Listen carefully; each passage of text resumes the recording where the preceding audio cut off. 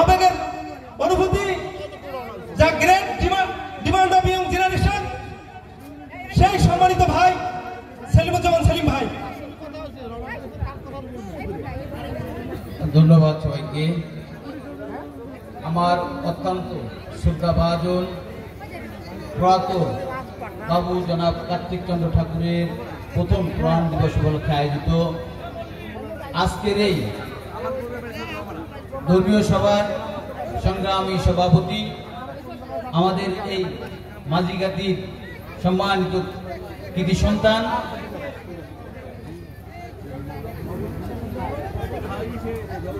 কি নাম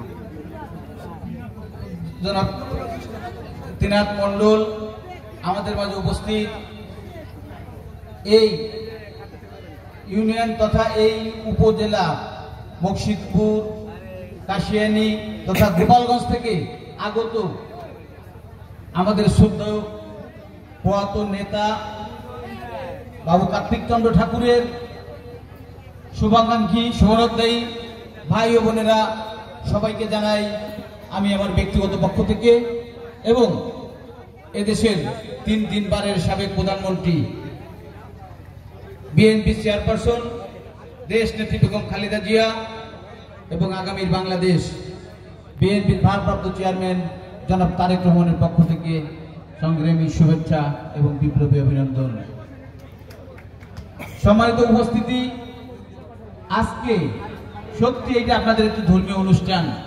এই অনুষ্ঠানে আসলে আমাদের রাজনৈতিক ব্যক্তিত্ব না আসলেই বোধহয় ভালো হয়, কারণ ধর্মীয় অনুষ্ঠানের যে অনুশাসন, সেই অনুশাসনগুলো আমরা অনেক সময় মানতে পারি না, বিভিন্ন আবেগের বশীভূত হয়ে। তারপরও যেহেতু আপনারা কষ্ট করে দাওয়াত দিয়েছেন, আমি আমাদের পক্ষ থেকে আমাদের ভুল ভ্রান্তিগুলো আপনারা ক্ষমা সুন্দর দৃষ্টিকে দেখবেন, এটাই আমার প্রত্যাশা। প্রয়াত কার্তিক দা সত্যি আমার অত্যন্ত শ্রদ্ধাভাজন একজন নেতা ছিলেন। আমি যখন ঢাকা বিশ্ববিদ্যালয়ে পড়ি সেই সময় থেকে আমাদের শ্রদ্ধেয় প্রয়াত কার্তিক দা এবং আপনাদের এই পার্শ্ববর্তী ইউনিয়নের সাবেক চেয়ারম্যান প্রয়াত হরপ্রসাদ বাগচি, এই দুজন মানুষকে আমি কিন্তু হিন্দু ধর্মাবলম্বী হলেও আমি কিন্তু অনেকের চেয়ে বেশি শ্রদ্ধা করতাম, অনেকের চেয়ে বেশি আপন ভাবতাম। সর্বশেষ দাদার একমাত্র সন্তান, একমাত্র পুত্র সন্তান রানার সাথে কিন্তু আমার সেই দীর্ঘদিনের সম্পর্ক। দাদা কিন্তু রানাকে নিয়ে সবসময় চিন্তিত ছিলেন। দাদার মধ্যে সবচেয়ে যে জিনিসটা ছিল, আমি আজকে এই আপনাদের এখানে আসার সময় যে অবস্থা দেখলাম, দাদা কিন্তু অনেক বড় মাপের মানুষ ছিলেন। দাদা কিন্তু বিএনপির জাতীয় নির্বাহী কমিটির সদস্য ছিলেন। বিএনপির জাতীয় নির্বাহী কমিটি কোন সময়? শহীদ জিয়াউর রহমানের সময় ছিলেন, দেশ নেত্রী বেগম খালেদা জিয়ার সময় ছিলেন। এবং দাদাকে আমি সার্বক্ষণিক আপনাদের এই এলাকার মানুষের চিন্তা চেতনা নিয়ে সবসময় ভাবতে দেখতাম। আমি খুব অবাক হয়েছি যে দীর্ঘ 16 বছর একটি দল ক্ষমতায় ছিল এবং আমরা ঢাকাতে বা দেশের বিভিন্ন আনাচে কানাচে গেলে মানুষ বলে, গোপালগঞ্জের মানুষ, গোপালগঞ্জের বোধহয় রাস্তাঘাট সব সোনাতে মুড়ে দিয়েছে, গোপালগঞ্জের বোধহয় কোনো কাঁচা রাস্তা নেই, গোপালগঞ্জের বোধহয় সব বাড়ির বিল্ডিং হয়েছে, গোপালগঞ্জের বোধহয় শিল্প কারখানায় ভরে গেছে। কিন্তু দুর্ভাগ্য, আজকে আমার উজানির থেকে এখানে 4-5 কিলোমিটার দূর হবে, সেই পথটুকু আসতে আমার 1.5 ঘন্টা সময় লেগেছে। এবং দুর্ভাগ্য কি, আমরা কিন্তু কেউ গাড়ি নিয়ে আসতে পারিনি, আমরা এসেছি মেট্রো পথ দিয়ে হেঁটে। আমার ভালো লেগেছে, আমরাও গ্রামের ছেলে, আমাদেরও এক সময় আমাদের পূর্বপুরুষরাও এরকম কাদা মাটি পাড়িয়ে কিন্তু তারা তাদের জীবনযাপন করেছে, তারা তাদের কর্মস্থলে গিয়েছে। কিন্তু আমার আজ থেকে সেই 40-45 বছর আগের কথা মনে পড়ে গেছে। আমি যখন সেই ধরেন 75-76 সালে স্কুলে গিয়েছি, এরকম রাস্তা আমার এখনো সেই 40-45 বছর পরে মনে হয়েছে আমরা কি সেই যুগেই রয়ে গেলাম কিনা। আমি কি করতে পারবো কি পারবো জানি না।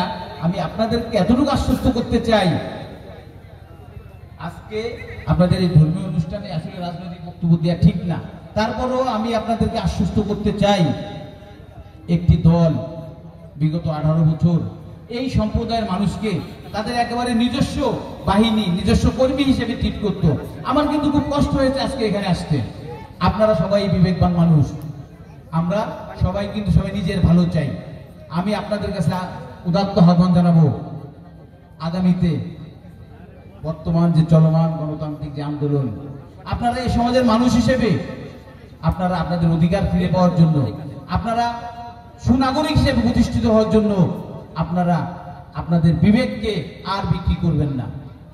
আপনাদের এলাকার উন্নয়নের জন্য আমি মনে করি যে সরকার বা যে ফ্যাসিস্ট আমাদের দেশ থেকে পালিয়ে গেছে, তাদের কিন্তু আপাতত আর ফিরে আসার সুযোগ কম, আমি ব্যক্তিগতভাবে মনে করি। কিন্তু তারপরও আপনাদের উন্নয়নের স্বার্থে আমি মনে করি আগামীতে যে নির্বাচন, সেই নির্বাচনে আপনারা দেশনেত্রী বেগম খালেদা জিয়ার প্রতীক ধানের শীষ, আমাদের তারুণ্যের অভিভাবক আগামী বাংলাদেশ জনাব তারেক রহমানের প্রতীক ধানের শীষে ভোট দিয়ে এই এলাকার মানুষের ভাগ্যের উন্নয়ন করবেন বলে আমি মনে প্রাণে বিশ্বাস করি। আমি কিন্তু সব সময় দাদাকে দেখেছি, দেখেন আমাদের সৌভাগ্য, আমাদের হিন্দু সম্প্রদায়ের ভাইদের অধিকাংশই কিন্তু মতুয়া সম্প্রদায়ের মানুষ। আমরা কিন্তু বিশেষ করে আমাদের এই কাশিয়ানীতে এবং এই মতুয়া সম্প্রদায়ের যিনি অভিভাবক হিসেবে আমরা মনে করি সেই হরিচাঁদ ঠাকুরের বাড়ি কিন্তু আমাদের এই কাশিয়ানীতে, আমাদের এই গোপালগঞ্জে। এটাই কিন্তু আমাদের বা আমাদের হিন্দু সম্প্রদায়ের ভাইদের জন্য কিন্তু আমাদের একটা গর্বের ব্যাপার, সৌভাগ্যের ব্যাপার। দেখেন আজ থেকে আরো 100 বছর আগে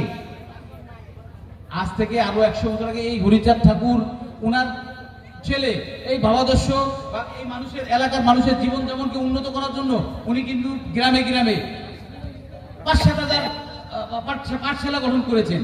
মানুষকে উন্নত করতে হলে আপনার সর্বপ্রথম যে কাজটা হবে, তাকে শিক্ষিত নাগরিক হিসেবে গড়ে তুলতে হবে, শিক্ষিত মানুষ হিসেবে গড়ে তুলতে হবে। এই কাজটা কিন্তু আপনাদের ধর্মীয় গুরু হরিচাঁদ ঠাকুর করে গেছেন এবং তার ছেলে গুরুচাঁদ ঠাকুর কিন্তু এটাকে সম্পূর্ণ করার চেষ্টা করেছেন।